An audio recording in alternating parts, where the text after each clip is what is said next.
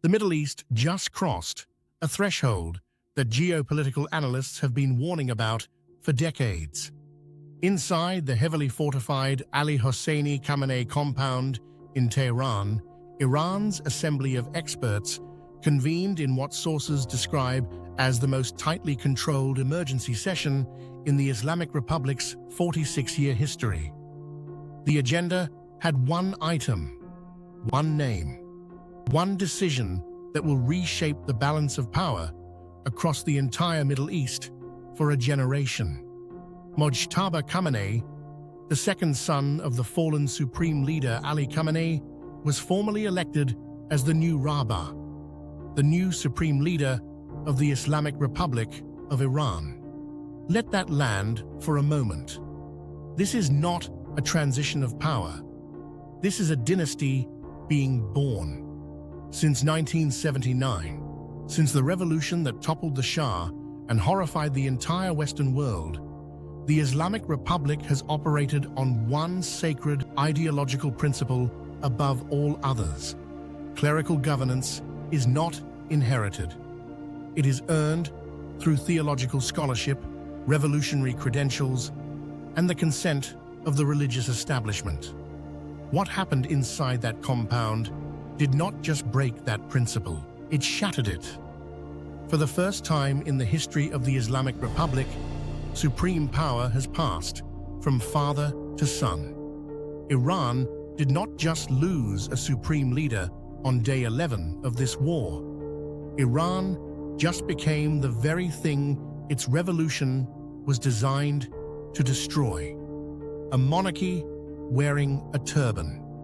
Now understand the full strategic weight of what is happening. The Pentagon War Room, which has been running 24-hour operational shifts since day one, did not plan for this scenario, not specifically. Military contingency planners war-gamed a leadership vacuum. They war-gamed a power struggle between the Islamic Revolutionary Guard Corps and the clerical establishment. They war-gamed a reformist faction attempting a quiet coup in the chaos of war. What they did not war-game with any serious depth was succession through bloodline, because every intelligence assessment going back 15 years concluded that the assembly of experts would never allow it. The theological objections were considered insurmountable. The political optics within the Iranian system were considered catastrophic.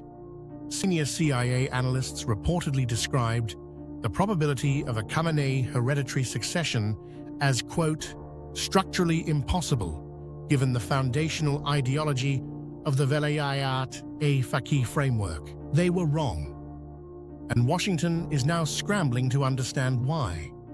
Here is what we know about Mojtaba Khamenei. He is 55 years old. He has spent his entire adult life operating in the shadows of his father's absolute power, cultivating influence not through public theology, but through institutional control. He is widely understood within Iranian intelligence and Revolutionary Guard circles to be the architect of the IRGC's parallel financial empire, the network of business interests, construction contracts, and media holdings that have made the Guard Corps simultaneously the most powerful military and the most powerful economic actor inside Iran. He is not a cleric in the traditional mold. He does not have his father's theological gravitas or his father's revolutionary biography. What he has is the Guard. And in the Islamic Republic, on day 11 of an active war, the Guard is everything. Donald Trump's response came within hours of the Assembly's announcement being confirmed by 3 independent news agencies. He was in the Oval Office. He did not use a teleprompter. He leaned toward the press pool microphone and delivered a statement that immediately triggered emergency consultations in every foreign ministry from London to Riyadh to Beijing. He called Mojtaba Khamenei a lightweight. He said, and this is the direct quote that is now ricocheting across every diplomatic wire service on the planet, He did not get our approval, and he will not last long without it. Let me be precise about what that sentence means, because it is not rhetoric. It is a doctrine. The President of the United States just publicly stated that the legitimacy of a foreign nation's head of state is contingent on American approval.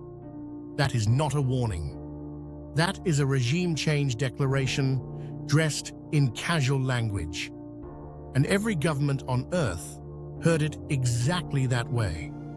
The immediate military picture is this.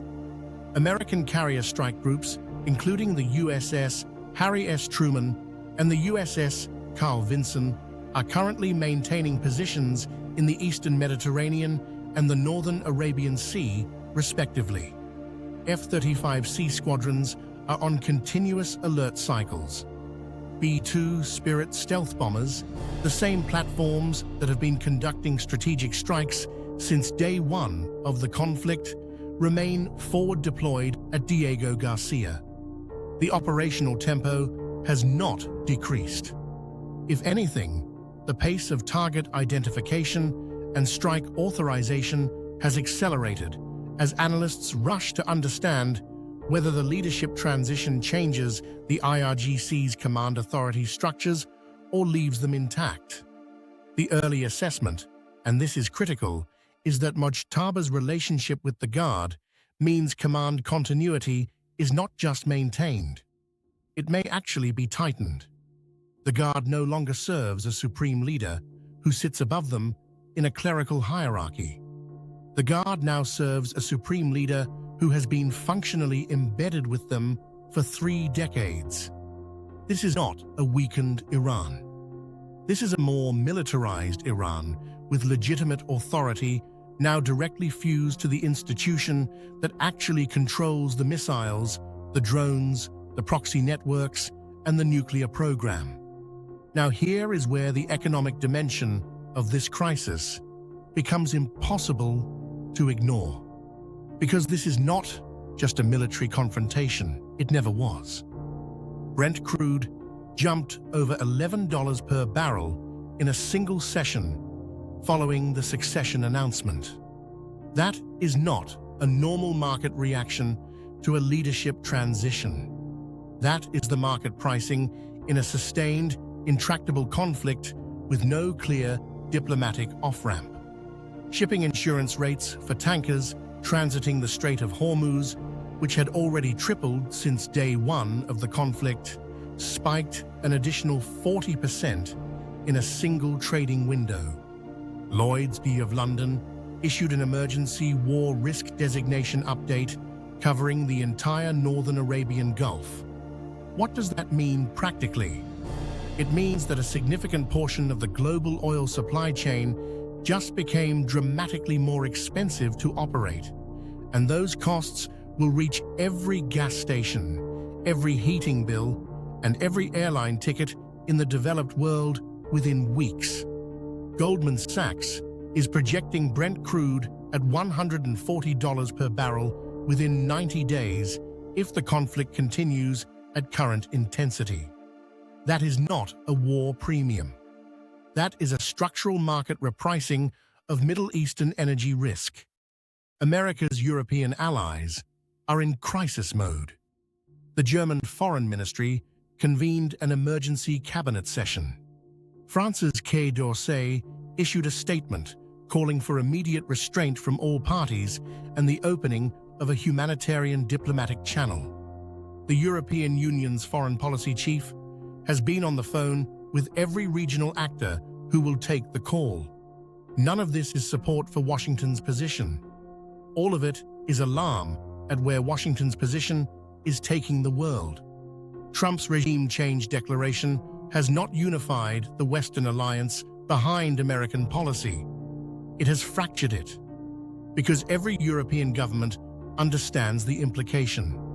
A public American commitment to removing the newly installed supreme leader of Iran means this conflict has no negotiated exit. You cannot negotiate with a government you have publicly declared illegitimate. You cannot offer a ceasefire to a leader you have told the world should not exist. The diplomatic space just collapsed. And European capitals, which depend on Gulf energy flows and which have spent decades building trade relationships with Iran, are looking at Washington right now with something that can only be described as horrified disbelief. The hardest question, the one that nobody in Washington can answer cleanly, is what Mojtaba Khamenei does next. His first strategic imperative is internal legitimacy. He needs to prove to the Revolutionary Guard, to the Assembly of Experts, to the Iranian Street, and to the regional proxies stretching from Hezbollah in Lebanon, to the Houthis in Yemen, to the various militia networks in Iraq and Syria, that he is not a puppet, not a placeholder, and not a man who will seek accommodation with the power that killed his father. Everything in his biography, every relationship he has cultivated, every institutional position he has held, suggests his response to Trump's lightweight comment will not be rhetorical. It will be kinetic. And the IRGC has assets distributed, pre-positioned, and deeply embedded across the region that have not yet been fully activated. The Strait of Hormuz remains open, for now. Hezbollah's long-range precision missile inventory has not been fully expended. The cyber warfare units that have been conducting probing attacks against American infrastructure since day 3 have not yet executed their most disruptive capabilities. The opening moves of this war were devastating. What comes next, under a new supreme leader who needs to prove himself in fire, may be more devastating still.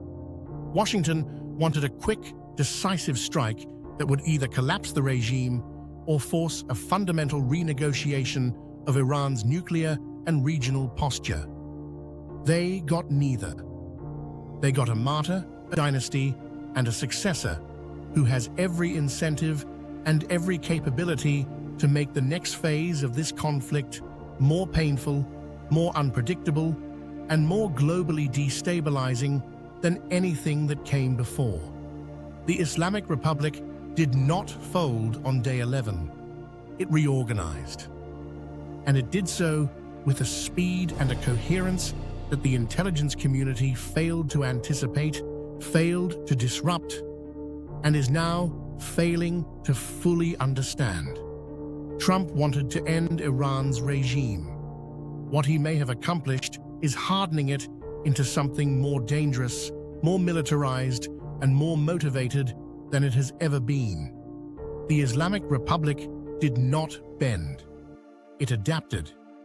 And right now, in the bunkers beneath Tehran, the son of the man America killed is reading Trump's words. And he is making decisions that will define this region for the next 50 years. Washington wanted submission. They got succession.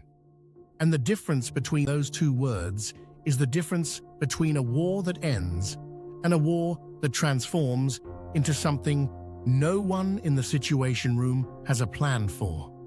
The tables have not turned. They have been overturned entirely. And the Middle East that emerges from this moment will not be the one Washington thought it was controlling. It will be the one it never saw coming.